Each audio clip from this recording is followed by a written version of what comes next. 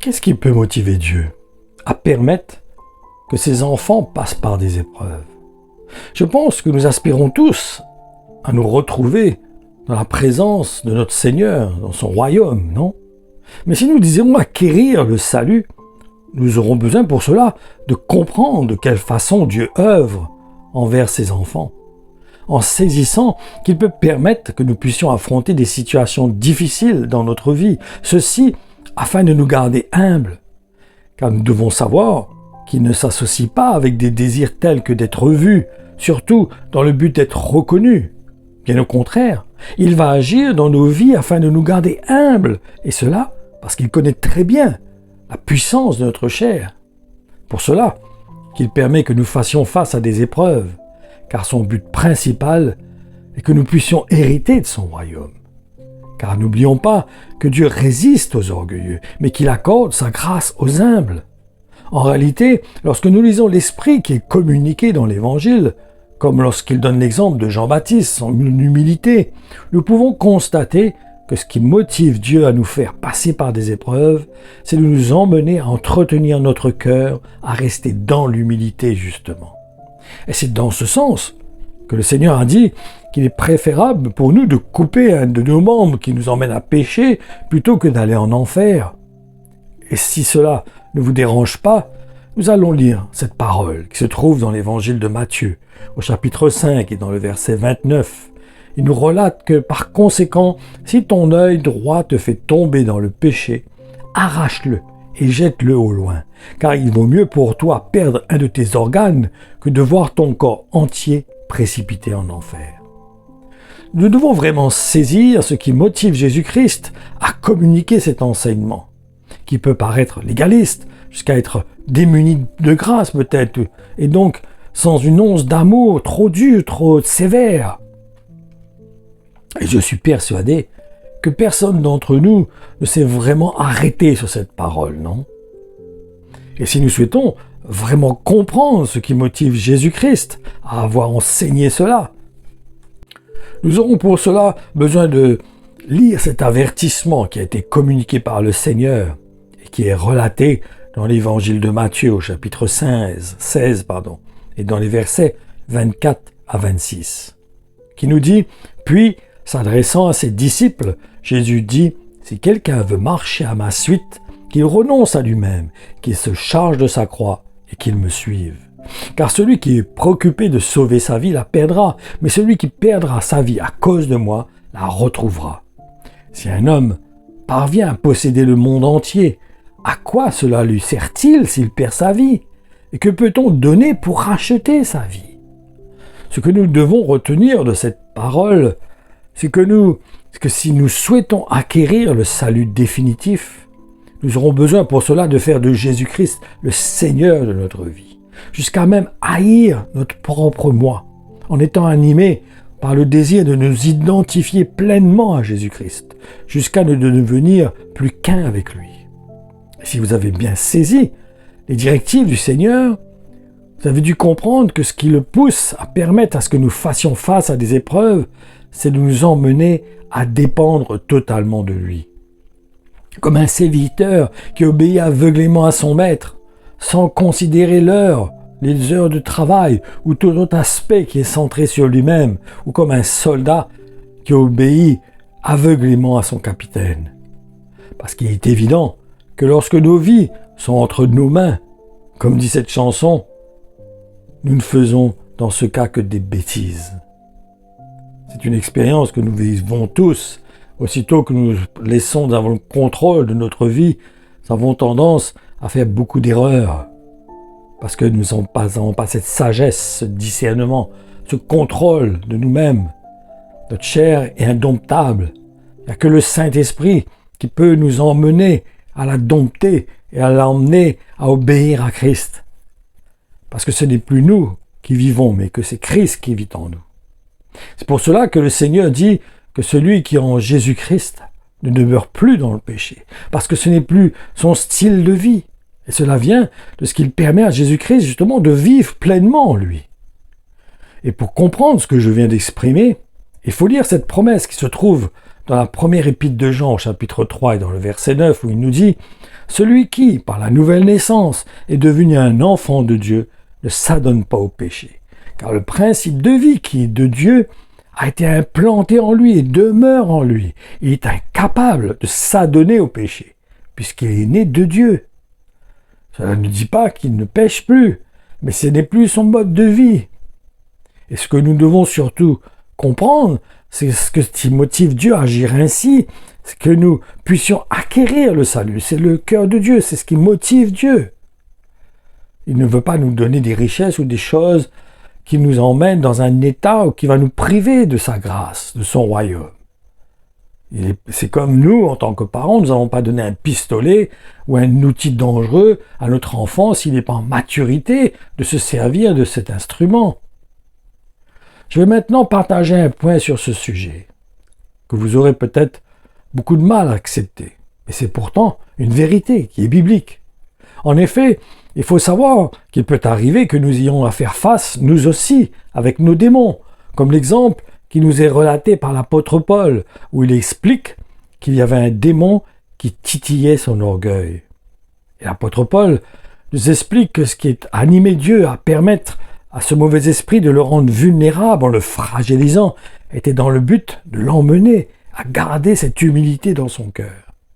C'est important de lire son témoignage qui se trouve dans sa deuxième lettre qu'il a écrite aux Corinthiens dans le verset 9 et au chapitre 3 qui nous dit « D'ailleurs, pour me garder de m'enorgueillir indûment de ces révélations extraordinaires, il m'a été donné une épreuve physique, un messager de Satan, chargé de me frapper pour que je ne m'élève pas trop haut. J'ai bien prié le Seigneur par 3 fois de l'éloigner de moi. Mais il m'a répondu, ma grâce est suffisante pour toi. C'est dans la faiblesse que ma puissance donne toute sa mesure. C'est pourquoi je peux mettre ma fierté avant tout dans mes infirmités et mes faiblesses, afin que la puissance du Christ vienne sur moi et fasse sa demeure en moi. Du reste, tellement que l'apôtre Paul avait compris ce qui motivait Dieu d'agir de la sorte, il va jusqu'à se complaire dans les situations qui le rabaissent.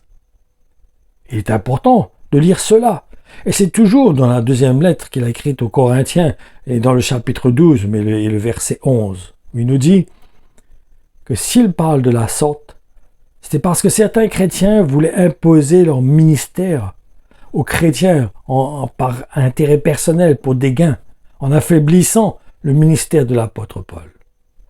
Lisons justement ce qu'il dit à ce sujet, qui est dans la deuxième lettre qu'il a été écrite aux Corinthiens, au chapitre 12, dans le verset 11. « Voilà que je viens de me comporter en insensé, mais c'est vous qui m'y avez contraint. Vous auriez dû intervenir en ma faveur et plaider ma défense, car bien que je ne sois rien devant Dieu, je ne me sens sur aucun point inférieur à vos super apôtres. En plus, il va encore plus loin. En ce qu'il ne change pas son attitude, en effet, il ne va pas essayer d'imposer son ministère. C'est bon de dire ce qu'il dit à ce sujet, qui se trouve dans la deuxième lettre qu'il a écrite aux Corinthiens, toujours dans le chapitre 12, mais maintenant, c'est dans les versets 13 à 19 qui nous dit « Tout au plus, je ne vous ai pas été à charge. Toutes mes excuses pour cette injustice. Je suis sur le point de venir chez vous pour la 3e fois. Je ne serai toujours pas à votre charge, car ce ne sont pas vos biens que je recherche, c'est vous-même. Finalement, ce n'est pas aux enfants d'amasser pour les parents. Ce sont les parents qui doivent économiser pour les enfants. Pour moi, je suis prêt à donner joyeusement tout ce que j'ai. Je me sacrifierai moi-même tout entier pour vous, même si, en vous aimant davantage, je devais être moins aimé de vous. Soit, pensez-vous, je ne vous ai pas été directement à charge, mais en malin que je suis, je me suis rattrapé d'une autre manière et je vous ai pris par ruse? Aurais-je tiré de vous un profit quelconque par l'intermédiaire d'un de mes envoyés? J'ai prié Tite d'aller chez vous, et j'ai envoyé avec lui un autre chrétien. Tite vous aurait-il exploité? N'avons-nous pas marché tous les deux dans le même esprit? N'avons-nous pas suivi les mêmes traces? Vous croyez toujours que je cherche à me justifier à vos yeux? Non, c'est devant Dieu que je parle, un serviteur du Christ, vivant en communion avec lui. Et tout ce que nous disons et faisons mes chers amis, ne vise qu'à une seule chose, vous aider à progresser dans la foi.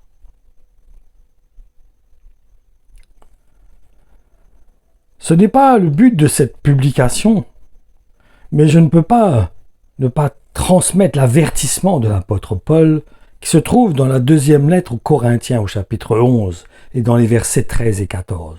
Il nous dit, et cela parce que c'est en lien avec ce que nous venons de lire.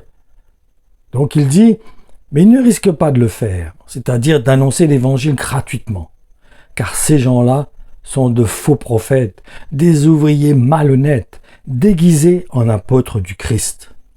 Cela n'a rien d'étonnant. Leur maître lui-même, Satan, ne se déguise-t-il pas en ange de lumière? Par contre, il faut être catégorique sur le fait que l'apôtre Paul n'était pas possédé. En effet, l'esprit était bien là, était avec lui, l'accompagnait, mais uniquement pour lui rappeler qu'il était un homme comme tous les autres et qu'il ne devait pas croire qu'il était supérieur à quiconque. Il faut vraiment bien comprendre cela. Autrement, le diable a utilisé nos frustrations qui viennent de nos combats contre le péché pour produire en nous une culpabilité. Par contre, faisons aussi attention de nous complaire dans une faiblesse. Autrement, nous allons prendre le risque de pécher contre le Saint-Esprit. Parce que si nous n'avons pas une connaissance de ce qui motive Dieu à agir de la sorte envers nous, en permettant que nous fassions face à certaines situations, même à des faiblesses, nous prenons le risque d'être séduits par les mensonges du diable. Et entre parenthèses, nous ne devons pas négliger le fait que nous ne savons pas quelle était cette échade qui était dans la chair de Paul. Même si certains disent que c'était un problème aux yeux. Et en effet, cela est très plausible. Mais c'était peut-être aussi une faiblesse, on ne le sait pas. C'est donc dans ce sens que je vous encourage à vraiment comprendre ce qui pousse Dieu à permettre que nous faisions face à des épreuves plus ou moins difficiles. Autrement, nous prenons le risque de tomber dans les pensées que nous communique le diable, qui veut nous pousser donc à rejeter la grâce de Dieu, en nous emmenant dans un esprit de condamnation, qui est le résultat de la frustration, de ne pas faire la volonté de Dieu, d'être faible, de tomber. Parce que nous ne devons pas oublier qu'il n'y a pas de condamnation pour ceux qui sont en Jésus-Christ. Par contre, il faut faire bien attention à ce qu'il est dit, car il est bien stipulé que nous avons besoin de rester en Jésus-Christ. Donc cela signifie que nous devons placer une confiance totale et aveugle en Jésus-Christ. Et donc, entretenir cette relation privilégiée que nous avons et nous repentir lorsqu'il le faut. Et pour cela, nous aurons besoin de comprendre l'esprit de l'Évangile et non de prendre uniquement les versets de la parole de Dieu qui nous conviennent. Autrement, nous prenons dans ce cas le risque d'être séduits par le diable, qui a pour objectif de nous emmener à entretenir de faux raisonnements, comme lorsqu'il a essayé de séduire Jésus-Christ dans le désert. Nous ne devons pas oublier que cela s'est passé juste après qu'il ait été baptisé par Jean-Baptiste, où il dit que le Saint-Esprit l'a emmené dans le désert pour y être tenté par le diable. Et nous savons tous que Jésus-Christ est notre modèle, c'est notre exemple, c'est le premier homme spirituel, c'est la première qui est sortie, on va dire, c'est lui que nous devons suivre.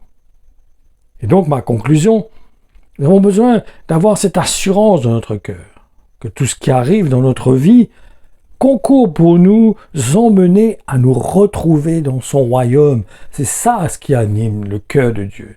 Dieu n'est pas intéressé à ce que nous ayons des richesses ou une gloire ou à être élevés ou à faire des miracles ou des prodiges. C'est pas ce qui anime Dieu, c'est pas la motivation de Dieu. La motivation de Dieu, c'est de voir ses enfants être avec lui dans son royaume. Il ne veut pas perdre aucun de ceux qu'il a écrits dans son livre de vie. Nous avons besoin de saisir cela. Que sa motivation, c'est pas que nous fassions des miracles, des prodiges, que nous emmenions des milliers de personnes à lui, que nous restions dans une sainteté parfaite, que nous fassions des choses extraordinaires, que nous soyons vus partout, que nous soyons glorifiés, que nos visages soient vus et reconnus par tout le monde. C'est pas du tout ce qui anime Dieu. ce qui anime Dieu, c'est que nous restions humbles. Il a dit que nous restions dans l'état où il nous a trouvés. Ça veut dire dans l'humilité, dans la condition où nous étions. Il ne veut pas nous emmener à nous élever. Il ne veut pas nous élever, le Seigneur. Il ne veut pas nous enrichir, parce qu'il sait très bien que ça risque de nous perdre. Il ne veut pas non plus nous élever à une place pour être reconnu, pour être vu de tout le monde et élevé par tout le monde, parce que cela va nous perdre. Au contraire, comme l'apôtre Paul nous donne l'exemple, nous explique, et ce qu'il explique, ce qu'il exprime, c'est parce que le Seigneur lui a montré cela, lui a montré ses intentions, lui a fait connaître son cœur. Pourquoi il permettait cette situation dans sa vie? Qu'un mauvais esprit, vous vous rendez compte, qu'un mauvais esprit vienne le titiller, vienne l'emmener à lui rappeler qu'il avait une faiblesse dans sa chair. On ne sait pas si c'est un problème aux yeux ou quoi que ce soit, peu importe. Mais ce qui compte, c'est de réaliser ce qui motive Dieu. Qu'est-ce que Dieu a communiqué à l'apôtre Paul? Qu'est-ce qu'il a voulu lui faire comprendre? Et nous voyons que l'apôtre Paul était fier de ses faiblesses. Il était fier, au contraire, de passer des moments d'humiliation, parce qu'il savait qu'à partir de ce moment-là, Christ se manifestait dans toute sa gloire. Quand l'homme est élevé, il n'y a plus de Christ, je vous assure. C'est quand l'homme est rabaissé, humilié, que Christ peut être élevé. Quand nous voyons les hommes aujourd'hui, des hommes de Dieu, on les voit plus eux, nos regards sont plus attirés vers eux que vers Christ. On est captivé par ce qu'ils manifestent. On est captivé par ce qu'ils font. Mais ça ne nous emmène pas à offrir nos vies à Jésus-Christ. Ça ne nous emmène pas à nous unir pleinement et totalement à Jésus-Christ. Ça, au contraire, ça nourrit la chair, ça nourrit des ambitions, ça nourrit un désir, nous aussi, d'être élevés, d'être vus, d'être reconnus, de manifester des choses spéciales, de chercher quelque part une gloire. Et c'est pas le cœur de Dieu. C'est ce que Christ a montré à l'apôtre Paul. Et c'est ce que l'apôtre Paul aussi a compris, il a saisi cela. Il dit qu'il se complaît dans les faiblesses, afin que la gloire de Dieu soit manifestée. Voilà, que le Seigneur vous bénisse. Sa parole continue à vous équiper, vous éclairer, et de comprendre que toute chose concourt au bien de ceux qui aiment Dieu. Que Dieu ne cherche pas à nous élever. C'est pour ça qu'il dit, restez dans la condition où Dieu vous a trouvé. Restez dans cette condition-là. Restez humble. Restez brisé. Ne cherchez pas la gloire, ne cherchez pas l'honneur. Parce que dans ces cas-là, Christ n'est pas glorifié. C'est l'homme qui est élevé. C'est l'homme qu'on voit. On voit l'homme de Dieu. Et on ne voit plus Christ. C'est plus Christ qui est en premier. C'est plus Christ qui est élevé. C'est qu'on nos regard se fixe sur un homme. Donc faisons attention. Que le Seigneur vous bénisse, vous fortifie, vous établisse, et que vous puissiez rester entre les mains, sous la main du Seigneur, sous l'onction de Dieu, sous l'autorité de Dieu, dans l'humilité. Et que, parce que nous voulons hériter de son royaume, nous ne cherchons pas les biens de ce monde. Comme Jésus disait, mon royaume n'est pas de ce monde. J'ai rien à gagner dans ce monde. J'ai quel intérêt dans ce monde? Jésus-Christ n'avait aucun intérêt dans ce monde. Il n'a rien à gagner dans ce monde. Il a tout perdu. Comme les apôtres ont tout perdu. Il a dit que celui qui veut me suivre, qu'il renonce à lui-même et qu'il porte sa croix. Voilà le cœur de Dieu. Voilà la volonté de Dieu. Pourquoi? Parce qu'il connaît la puissance de notre chair. Il connaît ses faiblesses. Il connaît l'orgueil de l'homme. Et il ne veut pas qu'on se perde. Il ne veut pas qu'on soit privé du royaume, de son royaume. Il veut nous emmener dans son royaume. Soyez bénis.